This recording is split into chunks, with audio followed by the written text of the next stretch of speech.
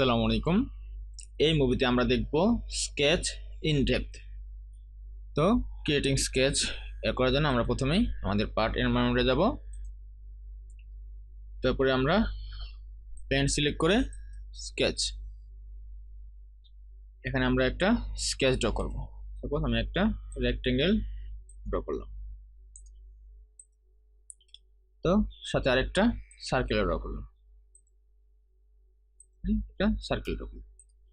তো এখন আমাদের ডাইমেনশন, রিলেশন, এই জিনিসগুলো আমাদের ম্যান্ডেটরি না, আমরা আগে বলছি। এই জিনিসগুলো ছাড়াও আমরা আমাদের মডেল করতে পারি, কিন্তু গুড ডিজাইন প্র্যাকটিসের জন্য আমরা রিলেশন, ডাইমেনশন এবং টাই উইথ অরিজিন এগুলো আমরা ফলো করি। তো এখন আমরা যাই হচ্ছে ফিচার্স এক্সট্রুড। এখানে আমাদের দুইটা এনক্লোজ স্কেচ আছে, একটা হচ্ছে এই রেক্টেঙ্গেল আর একটা হচ্ছে সার্কেল। তো SolidWorks তাহলে কোনটাকে আমাদের ফিচার্স এর জন্য সিলেক্ট করবে? এখানে এই একটা এনক্লোজ, তারপর এটা আরেকটা, তাহলে কোনটাকে আমাদের সিলেক্ট করবে আমরা একটু দেখি। তাহলে এক্সট্রুডেড বস সিলেক্ট করলাম। এক্সট্রুড বস সিলেক্ট করার পরে আমরা দেখতেছি যে SolidWorks এই দুইটার মাঝখানে যে জায়গাটা আছে এই জায়গাটাকে আমাদের জন্য ফিচারের জন্য সিলেক্ট করছে। তো আমি ওকে দিলাম। তো আচ্ছা, এটা গেল। তারপর আমরা দেখি যে এই স্কেচটাকে একটু মডিফাই করি, স্কেচ এডিট। তো স্কেচটা এডিট করে যদি আমি এটাকে আর বড় করে দিই তাহলে কি হয় দেখি।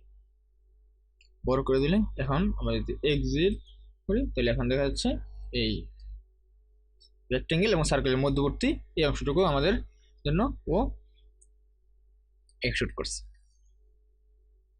তো এরকম আমরা আরো জিওমেট্রি যদি এটার ভেতরে অ্যাড করি, ঠিক আছে, ধরো একই স্কেচের ভেতরে আমি জাস্ট আরো কয়েকটা জিওমেট্রি আমি অ্যাড করে দিলাম। সাপোজ এখানে একটা স্লট অ্যাড করলাম,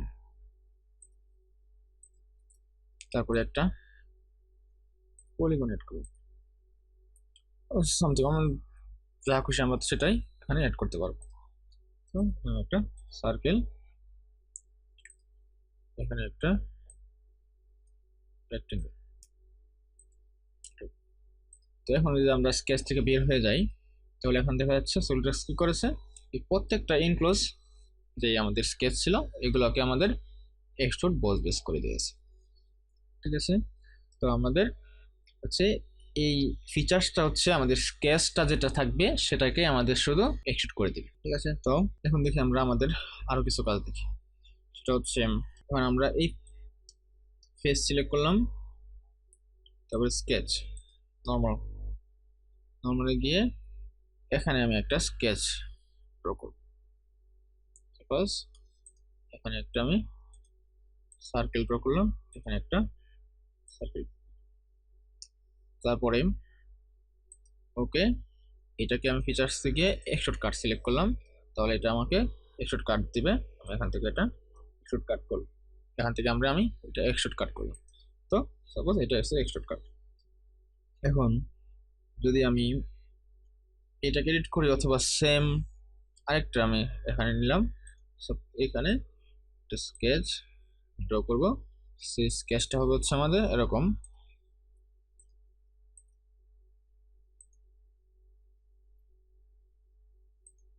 তো এরকম একটা স্কেচ আমি ড্র করলাম। এখন দেখি এখন SolidWorks আমাদের জন্য কোন ফিচারটা আমাদের সিলেক্ট করি। তো আমরা ফিচার্সে গেলাম, এক্সট্রুডেড বস বেস সিলেক্ট করলাম, ঠিক আছে। তো এখন আমাদের এই আইকন দেখাচ্ছে, হলো আইকন, ঠিক আছে। তার মানে SolidWorks আসলে বুঝতে পারতেছে না যে আমি আমার জন্য কোনটাকে ও এক্সট্রুড করবে মূলত, ঠিক আছে। তো আমরা এই জন্য এটা কি করতে হবে, আমাদের নিজেদের সিলেক্ট করে দিতে হবে। তো আমরা এখানে ক্লিক করে এটা সিলেক্ট করে দিতে পারি, অথবা এটা করতে পারি, অথবা এটা, যেটা সেটা করতে পারবো। আর এটাকে বলা হচ্ছে সিলেক্ট কন্ট্রোয়ার্স।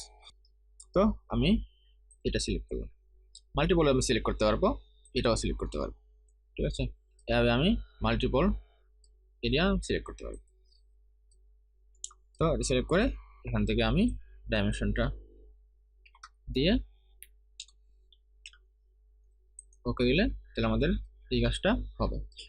তো আমাদের জিওমেট্রিগুলা আমরা ড্র করব, তারপরে SolidWorksকে আমরা বলে দিব, অথবা SolidWorks যদি নিজ থেকে বুঝতে পারে যে আমরা যেটা চাচ্ছে সেটাই ও বুঝতে পারে, তাহলে আমরা সেভাবে আমাদের ফিচারগুলা ক্রিয়েট করব।